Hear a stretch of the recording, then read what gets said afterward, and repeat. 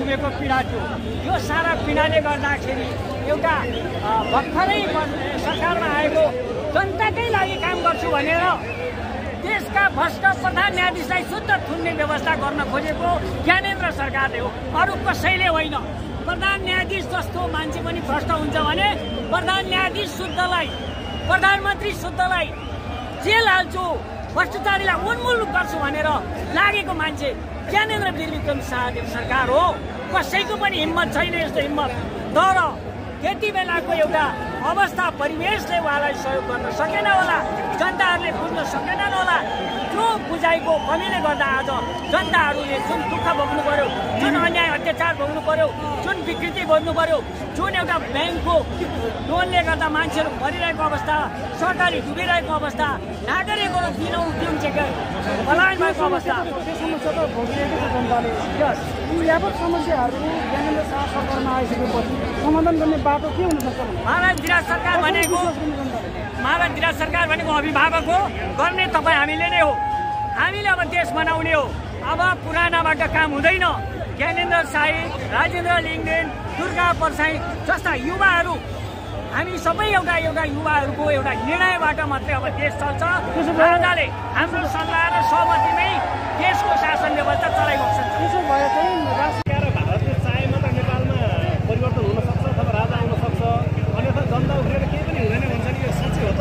उहाँहरू जसले अमेरिका र भारतबाट सहयोग लिएर जे खानु भएको थियो, लाउनु भएको थियो, सात पुस्ता धम्काउनु भएको थियो, उहाँहरूले भन्यो छिमेकी मुलुक भएको कारणले हेर्नुहोस् भारतले हामीसँग खुला सिमाना छ, पासपोर्टको हिसाबले रोटीबेटीको सम्बन्धले हाम्रो छिमेकमा केही भयो भने त्यत्रो तपाईँको अर्थतन्त्रमा अगाडि बढेको मुलुक, उसलाई पक्कै पनि डिस्टर्ब हुन्छ, उसले केही न केही त सोधपुछ गर्नु नहुने कुरो मान्नु हुँदैन। तर भारतलाई र अमेरिकालाई भन्दा नेपाली जनतालाई यहाँको आवश्यकता अनुसार, यहाँको माटो अनुसार नेपाली जनतालाई म जस्तो युवा पुस्तालाई पनि राजा चाहिएको छ। त्यो भएर राजा आवश्यकता छ। यहाँको नेपाली जनताले चाहेको कुरालाई भारत अमेरिकाले स्वागत नगर्नु अब यो देशमा राज संस्था पुनर्वाली नगरिकन नारायण हेटीमा राजालाई लगाएर हाम्रो जनताको नासो जति बेला श्रीपाद महाराजा धिराज ज्ञानेन्द्र वीरविक्रम शाहदेवले हामीलाई जनताको नासो भनेर फिर्ता दिएका थिए, त्यो नासो अब हामीले राजालाई फिर्ता गर्ने बेला भएको छ। त्यो नासो अब जनताले यी गणतान्त्रिक दलहरू, विदेशीका भरियाहरू जसले यो देश विखण्डन गरे, यो देशको धर्म नाश गरे, यो देशको इतिहास नाश गरे, ती मानिसहरूलाई अब पराजित गर्न र ती मानिसहरूले खोसेर लिएको राजालाई रुवाएर लिएको श्रीपेद अब जनता उठेर फिर्ता गर्दैछ। त्यसको सुरुवात हो। यसलाई कुनै तपाईँले चाहिँ यो ट्रेलर मात्रै हो, यो उत्कर्ष होइन।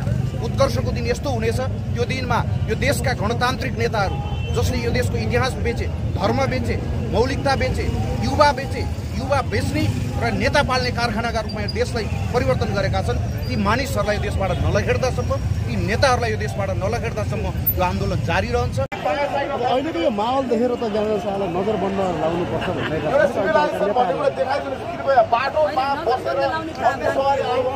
संविधानमा नजरबन्द लाउने संविधान अनुसार नजरबन्दी बन्द लाउने होइन।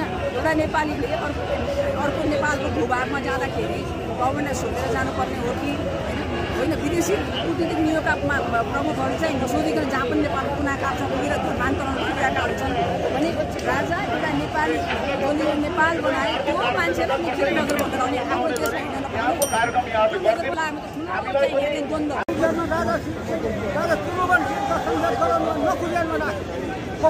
घोडेबाट पुलबाट आयो अनि त्यहाँबाट डक्टर क्यासी आयो। त्यहाँबाट समुद्रबाट अटक गर्न जान खोज्दाखेरि कालीबाट पटलले गऱ्यो, कालीबाट पटलले धानी मिला हुने फुल खर्च हुने गएर दिन बस्यो।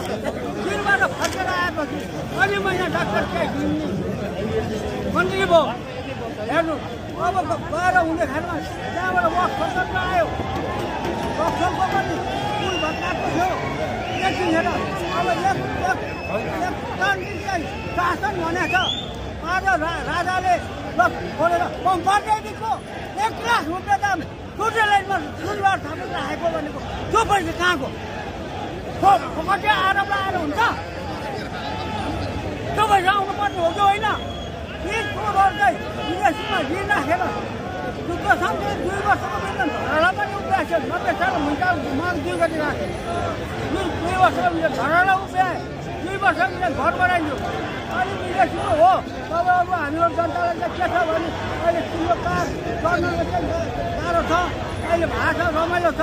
20 वर्ष वेतन काल राख्दियो भने पूर्व र पश्चिमको जनताको बाटो नखानाले कोदोको खानो खान पाउँछ। त्यो बेलाको हाम्रो उमेरको चाहिँ आदमीले गाउँको पाहुना खान आउनु भने सबै समाधान हुन्छ आशा गर्न सकिन्छ।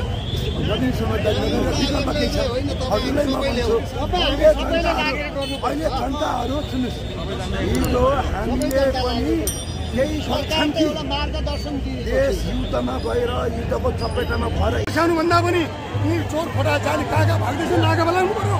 राति पनि फेरि धान्नु पर्यो। भाग्छ अब किन समात्नु पर्यो, चिडियाखानाले राल्नु पर्यो। सम्भव छ कि छैन?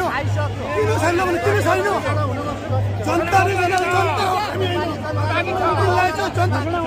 जनताले हामीले हिजो 16 वर्षपछि 16-17 वर्षपछि राजा अहिले अस्ति एउटा प्रजातन्त्रको दिवसमा एउटा उहाँ हुकुम भएको थियो।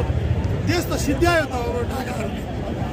जनता हो, मलाई त जनताको मात्रै माया छ होइन। अब चाहिँ देशलाई चाहिँ अब योभन्दा तल नसिद्ध्याउँ। अब 7 दिने कि नदिने मात्रै भनिया त हो। त्यति भन्न बित्तिकै यी फटा यी गाडीहरू त बाब्रे बाब्रे बाब्रे निनारा भइसकेको छ।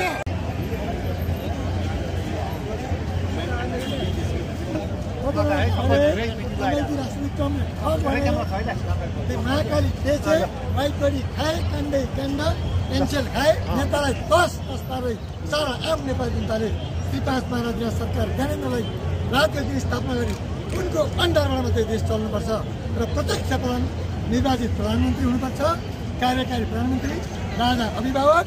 तर 2/3ले पास गरे पनि राजाले नागरिकता जस्तो विषय र महाकाली जस्तो सन्धिहरूलाई रोक्ने खालको राजाको आउनुपर्छ।